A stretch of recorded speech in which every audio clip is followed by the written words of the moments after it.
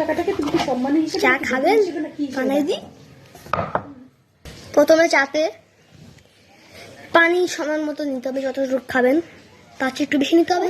তারপরে দারচিনি একটা, তারপরে এলাচ 2টা, লবঙ্গ 2টা, তারপরে হচ্ছে আর আদা একটু দিতে হবে, আর একটু লবণ, তারপরে